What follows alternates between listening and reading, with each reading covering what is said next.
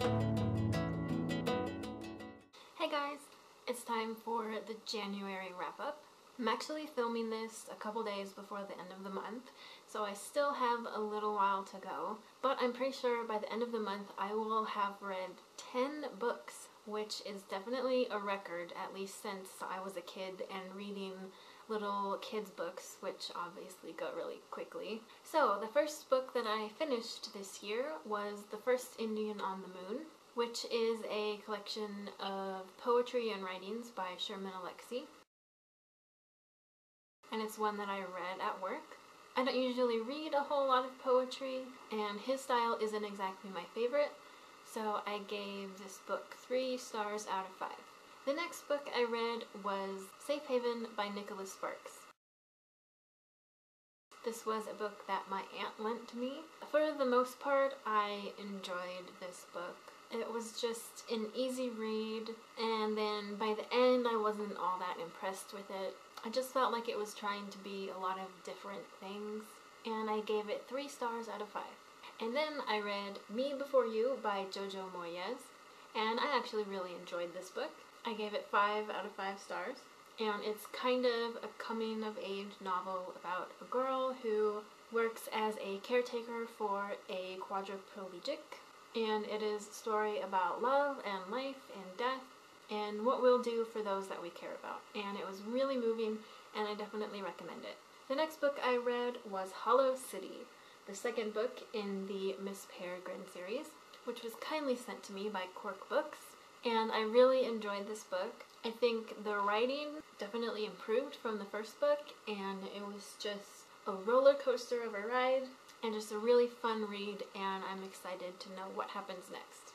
And the next book I read was the graphic novel of Miss Peregrine's Home for Peculiar Children. This came in the mail while I was visiting my parents' house, and I read it in under 2 hours.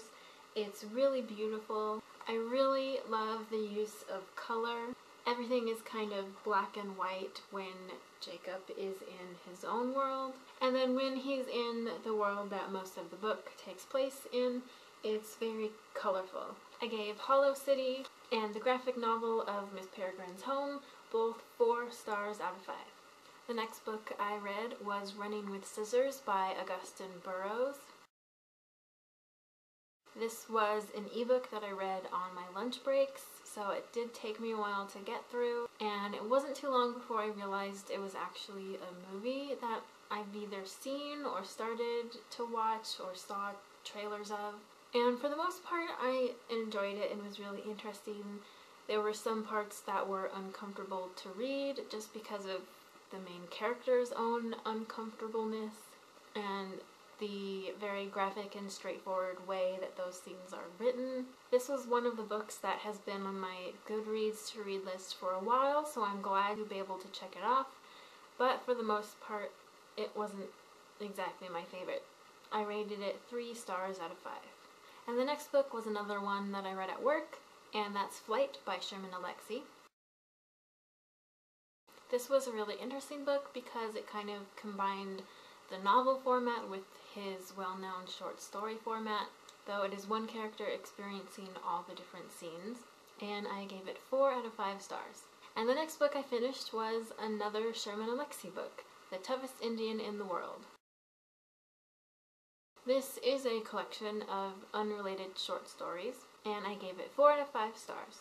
The next book is another one that I read at work, but not a Sherman Alexie book. It's called Cecily's Portrait, and it's by Adele Garris. And it's one of a series called The Historical House Books, I think, and all of them take place in the same really old house over the span of about 100 years. So it was just a really sweet children's book, and I gave it 4 out of 5 stars. And I'm also currently reading The Signature of All Things by Elizabeth Gilbert, which I am really enjoying. It's written really well. It's incredibly detailed and thought out and intelligent and funny. I have about 100 pages left, so I'm pretty sure I will finish it today, making it the 10th book that I will have finished this month. Although I don't know how it ends, I really recommend this book. If you're unsure about it, I would say just read to about 70-75 pages. What happens at the end of that chapter at that point of the book is just an amazing, beautiful scene. As for what I'm going to read next, I still have The Elements of Eloquence to read, which was given to me to review, so I'll definitely be reading this soon. And the 5th book of the Wheel of Time series, The Fires of Heaven, which my brother is lending to me. And I have heard that Leslie at Words of a Reader is going to be reading A Tree Grows in Brooklyn in February, and is inviting anyone to read along with her, so I think I will definitely do that since I really want to read this book. And since the Fault in Our Stars trailer was just released the day that I'm filming this, I thought it would be cool to reread the actual book since I haven't for at least a year or two. I don't remember.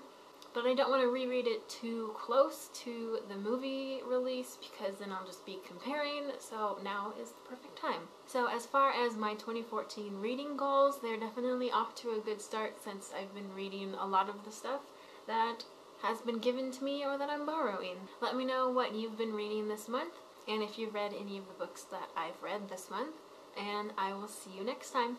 Bye! And I'm also currently reading, not this book,